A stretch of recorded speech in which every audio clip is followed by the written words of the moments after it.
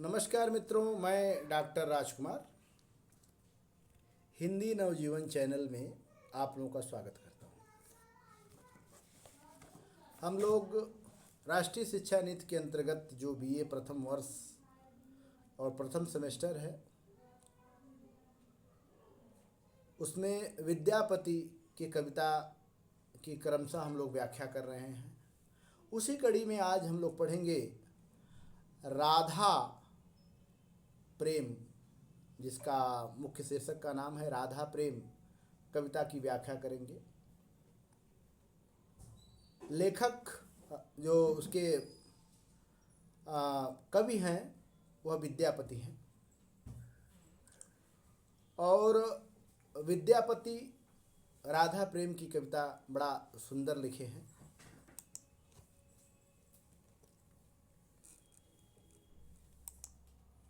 होता यह है कि राधा कृष्ण जी को यमुना के किनारे जाते हुए देखती हैं और कृष्ण जी का सौंदर्य इतना अद्भुत है कि राधा प्रथम दृष्टि में देखते ही स्नेह हो जाता है और उस बात की चर्चा राधा अपनी सहेली से करती हैं। संदर्भ वही रहेगा कि प्रस्तुत पंक्तियां पदावली से लिया गया है, जिसके रचयिता मैथिली कोकिल विद्यापति हैं। प्रसंग ये रहेगा कि राधा कृष्ण को यमुना के किनारे जाते हुए देखती हैं और देखते उनके सौंदर्य को देखकर मोहित होती हैं और उनके सौंदर्य की बखान वह किस तरह अपने सखी से करती हैं, इसकी चर्चा इस कविता में किया गया है। आइए कविता का हम लोग पढ़ते हैं कि कवि क्या कह रहा है। ए सखी पेखली एक अपरूप, सुनत मानव सपन स्वरूप, कमल जुगल पर चांदक माला, तापर उपजल तरुण तमाला, तापर बेढली बिजुरी लता, कालिंदी तट धीरे धीरे जाता, शाखा शिखर सुधा कर पाती, ताहि नव पल्लव अनुरिन कांति। तो राधा जी कहती हैं कि ये सखी पेखली एक अपरूप। पेखली मतलब होता है परखना, देखना। अपूर्व इससे पहले भी हम पढ़ाए थे। अपूर्व मतलब अपूर्व। हे सखी, मैंने आज एक अपूर्व सौंदर्य देखा। अपूर्व मतलब इससे पहले उस तरह का मैंने कभी सौंदर्य नहीं देखा था। आज एक अद्भुत मैंने सौंदर्य देखा। सुनैत मानव सपन स्वरूप, और तुम सुनोगी तो तुम्हें सपने के भांति मालूम पड़ेगा। अर्थात वास्तव में ऐसी सुंदरता नहीं होती है जो मैंने सुंदरता देखा। अद्भुत सौंदर्य था, मानो ऐसा सौंदर्य केवल सपनों में ही देखा जा सकता है।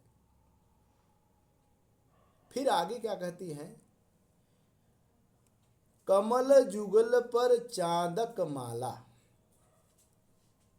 सबसे पहले उनके पैरों की चर्चा करती हैं कि कमल जुगल पर चांदक माला। जो उनके दोनों पैर हैं, लाइट भग गई है तो परेशान होने की ज़रूरत नहीं है। अब इस कविता को मैं क्रमशः जारी रखूँगा, क्योंकि लाइट भग गई है तो अब इस कविता को रोकना भी ठीक नहीं है मेरे ख्याल से, और इन्वर्टर काम नहीं कर रहा है। तो आगे फिर जैसे कमल जुगल पर चांदक माला, यानी जो उनके दोनों पैर हैं वह कमल की तरह है, और उसमें लग रहा है कि जैसे चांद ने चारों तरफ घेर लिया हो, मतलब जो चांद है उसकी माला बन गई है। अर्थात पैरों में, वह पैरों का जो स्वरूप है वह कमल के समान है, और कमल के समान पैरों में चांद की माला अर्थात पैजनियाँ पहने होंगे, उसकी वो चर्चा करती है। तापर उपजल तरुण तमाला, उसके बाद ऊपर की चर्चा करती हैं कि उसके बाद तापर उपजल तरुण तमाला, उसके बाद जो ऊपर का शरीर है वह तरुण वृक्ष की तरह है। जैसे जो तरुण वृक्ष होता है वह सांवला होता है, काला होता है, नेट पे सर्च करके देखिएगा। तो चूंकि भगवान कृष्ण का जो चेहरा है वह सांवला है, काला है, इसीलिए कहते हैं कि तापर उपजत तरुण तमाला। तमाला माने वृक्ष, किसका? तरुण का। तो उनका जो शरीर है वह युवा अवस्था है, बिल्कुल पेड़ की तरह सीधा है, लेकिन सांवला है। इस चीज की भी चर्चा करती है। तापर बेढली बिजुली लता, और उस शरीर पे वह पीतांबर ओढ़े हुए हैं, पीला सा वस्त्र ओढ़े हुए हैं, उसकी चर्चा करती है कि जो मतलब पीला वस्त्र ओढ़े हैं वह ऐसा प्रतीत होता है कि मानो जैसे बिजली ने उनको, बिजली के भांति उनके जो वस्त्र हैं, पीले वस्त्र हैं, चमक रहे हैं, दिखाई दे रहे हैं। तापर बेढली मतलब बेढ़ लिया है, नीचे ऊपर बेढ़ लिया है। बिजुली लता, ऐसा लगता है कि जैसे बिजली की लता को उन्होंने लपेट लिया है। जो वह पीतांबर पहले हैं वह बिजली की लता की जैसे तुलना की गई है, उपमा दी गई है।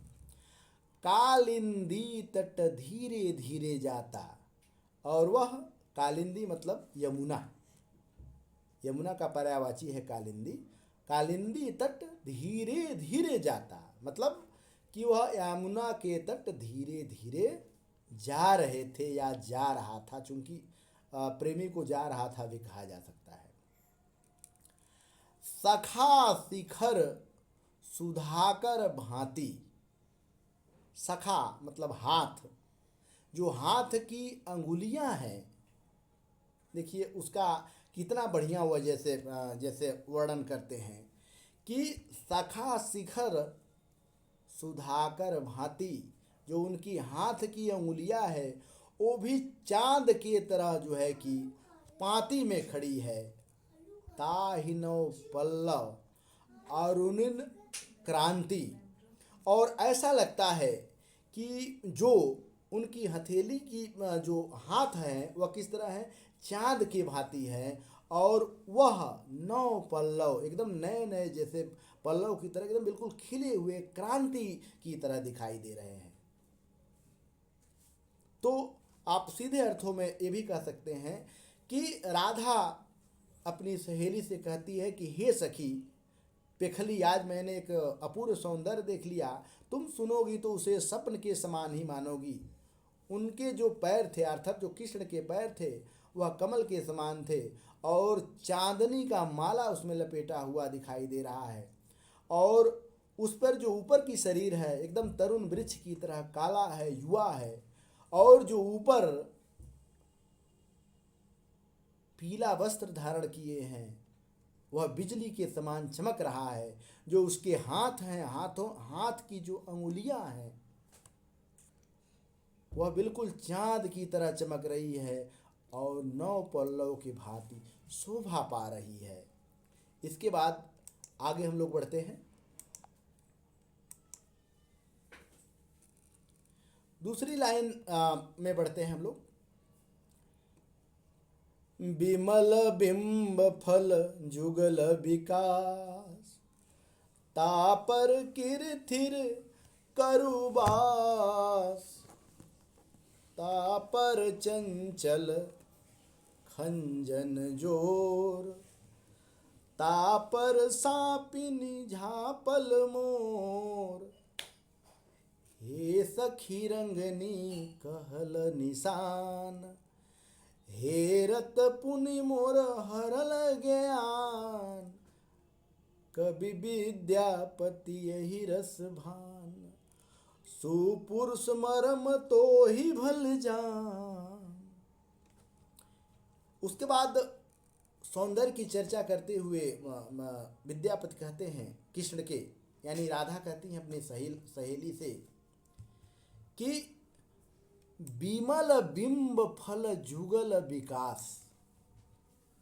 जो ऊपर उनके ओंठ हैं वह मानो, जो जुगल मतलब होता है दोनों ओंठ, जो दोनों ओंठ हैं वह इस तरह विकसित हैं, इस तरह सुंदर हैं कि जैसे बिंबा फल होता है। ध्यान रखिएगा, जो बिंब फल होता है एकदम बिल्कुल लाल होता है।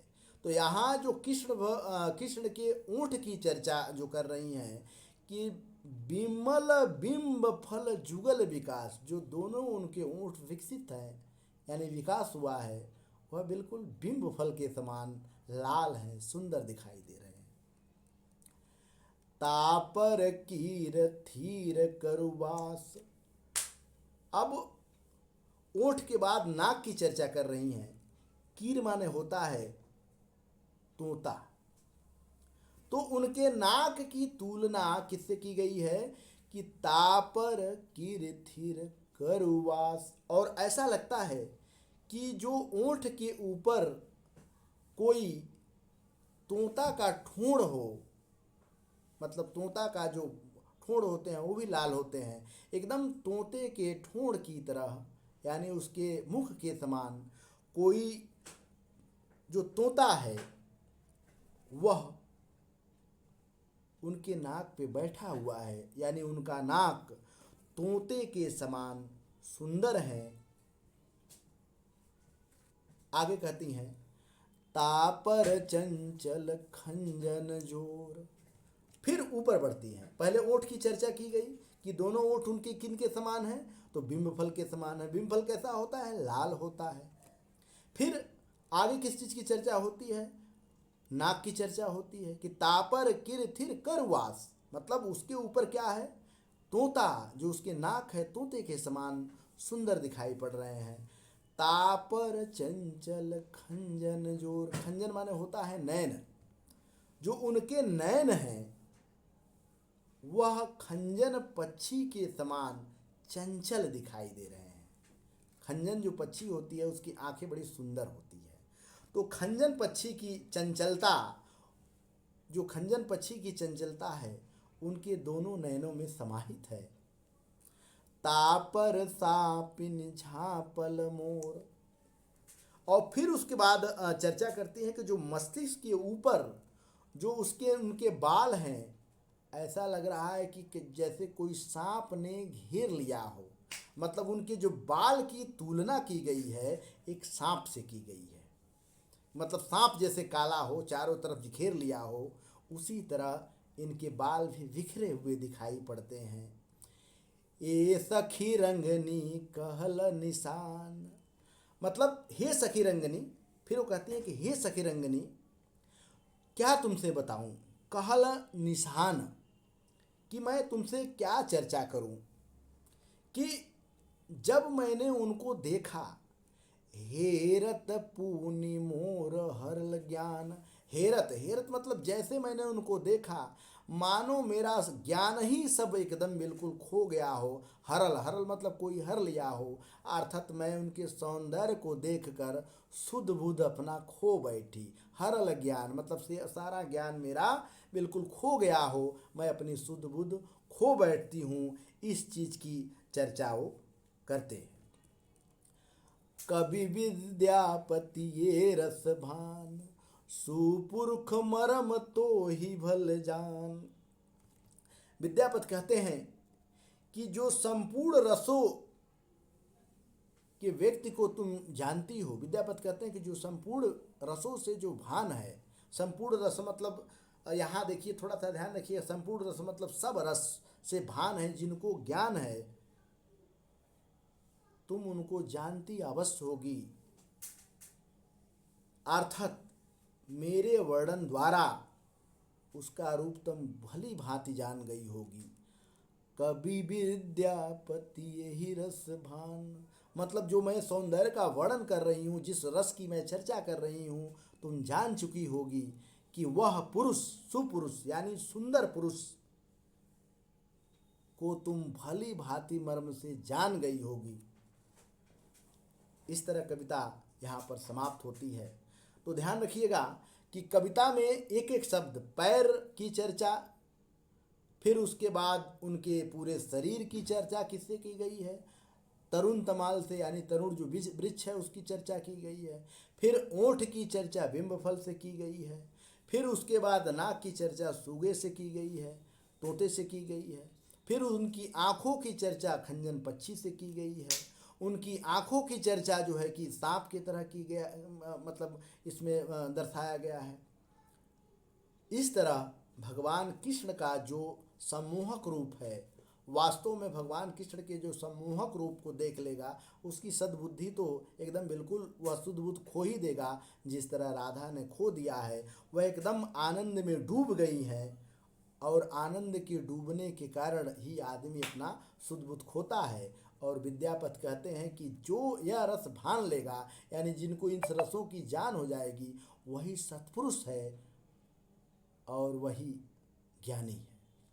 तो कुल मिला जुलाकर यहाँ पे कहा जा सकता है कि विद्यापति ने श्रृंगार के जो भावनाएं हैं, पूरे कविता में श्रृंगार रस ओत प्रोत से है, भाषा मैथिली का प्रयोग किया है, क्योंकि विद्यापति जो पदावली है मैथिली में ही लिखे हैं।